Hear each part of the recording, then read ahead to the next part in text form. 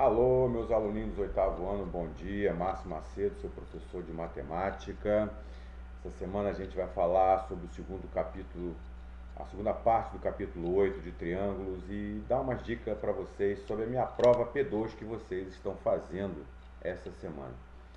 A prova de vocês ela vai estar especificamente baseada em produtos notáveis, tá? Então não está nada muito assim bicho de sete cabeças não. Dá uma leitura lá na questão de produtos notáveis, vejam direitinho todas as nossas anotações, façam com calma, procurem um canto sossegado igualzinho a outra. E aí eu dando uma olhadinha aqui na prova de vocês, algumas dicas. Vamos lá. Na primeira questão que vocês forem fazer, vocês vão olhar lá que eu tenho dois números elevados a um quadrado.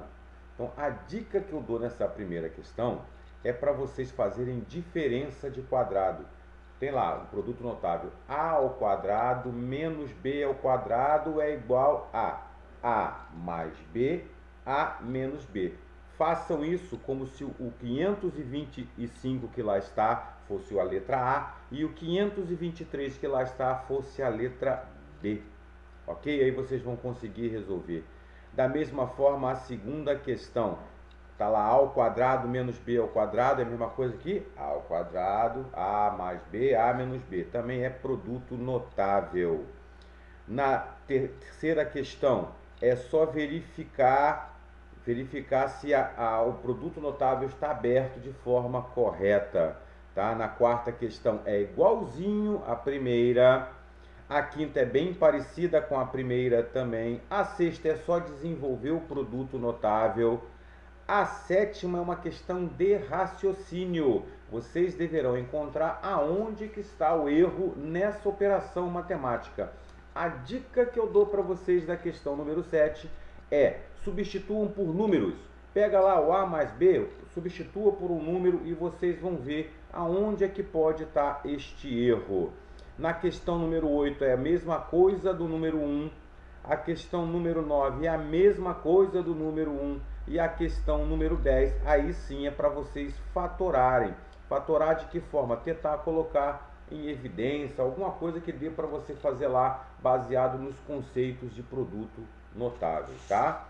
Boa sorte, espero que vocês consigam fazer uma excelente prova, assim como fizeram de P1 também. Mas vamos continuar lá. Bom, continuando sobre triângulos, nós temos que agora ver o seguinte: todo triângulo, nós já sabemos que triângulo tem três lados, tem três ângulos, né?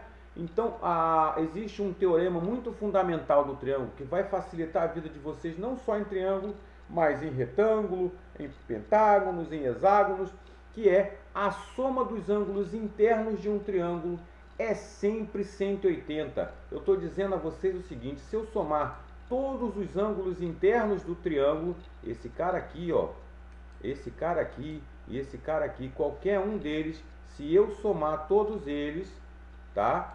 Esses caras vão dar 180 graus. É assim que funciona, ok? Nada muito complicado, tá? Então, a soma dos ângulos internos de um triângulo sempre valerá 180 graus.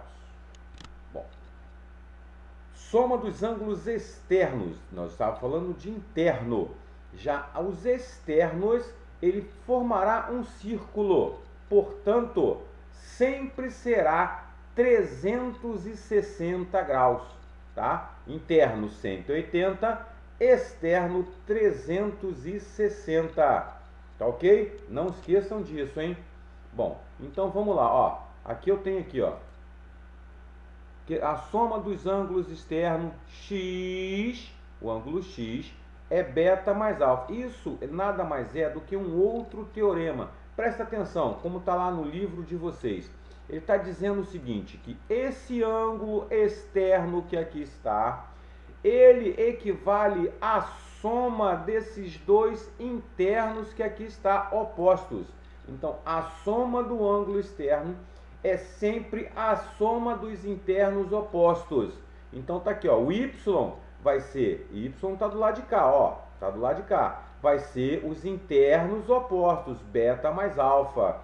O z está do lado de cá. Então, quem são os internos opostos? Alfa e teta. Aqui eu tenho alfa e θ, então a soma dos internos opostos. Então, o externo é sempre igual à soma dos internos opostos. Tá ok? Tranquilo? Bem, caso de semelhança de triângulo, que está lá no livro de vocês.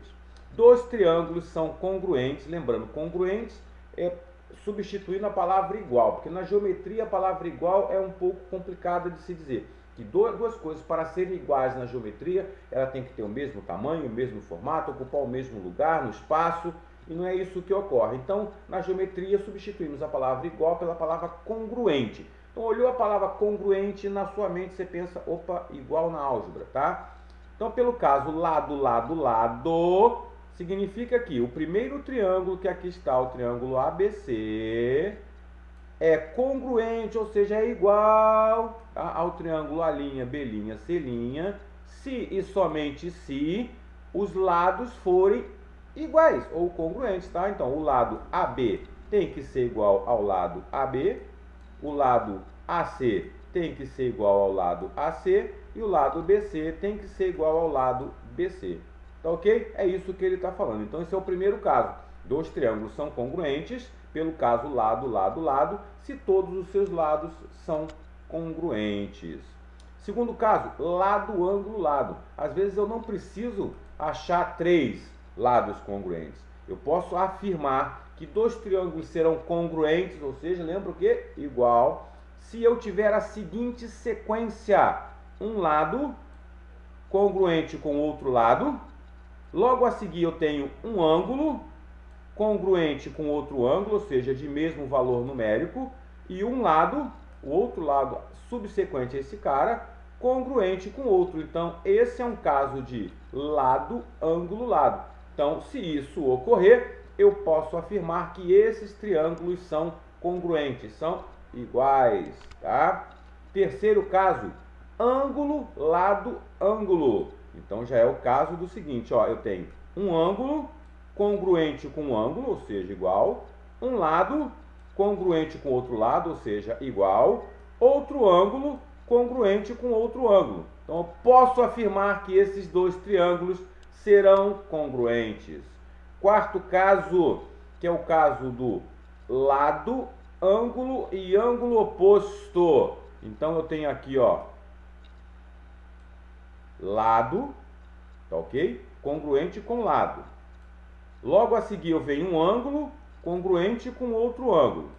E se o ângulo oposto for também congruente ao lado que eu iniciei, então esse ângulo oposto é ao lado que eu iniciei, se eu tiver também esta sequência, lado, ângulo, ângulo oposto, eu posso afirmar que esses triângulos serão iguais. E aí eu tenho aqui o caso, não é muito comum esse caso, tá? Mas dois triângulos serão congruentes pelo lado ângulo reto, lado, lado, é o caso ângulo reto. Esse é o caso específico para triângulo retângulo. É ângulo reto, lado, lado. Quando o cateto e a hipotenusa são respectivamente congruentes a um cateto e a hipotenusa do outro. Na realidade, o que eu estou dizendo aqui, ó? Eu estou dizendo que esse cara aqui é igual a esse aqui, esse cara aqui é igual a esse aqui, e esse cara aqui, esse ângulo, é igual a esse aqui. Eu estou no caso de lado, lado, ângulo, tá? É o que eu já vi lá atrás. Então, é um caso específico de triângulo retângulo. Nada muito diferente do que a gente já viu. Tá ok, ó? Terminamos esse capítulo. Espero que vocês consigam fazer os exercícios. Façam uma boa prova minha lá, fiquem tranquilos, façam com calma. Essa semana eu vou estar corrigindo e vou estar colocando no site a nota da P1 que vocês fizeram, tá? Ó, um beijo no coração e a saudade é grande.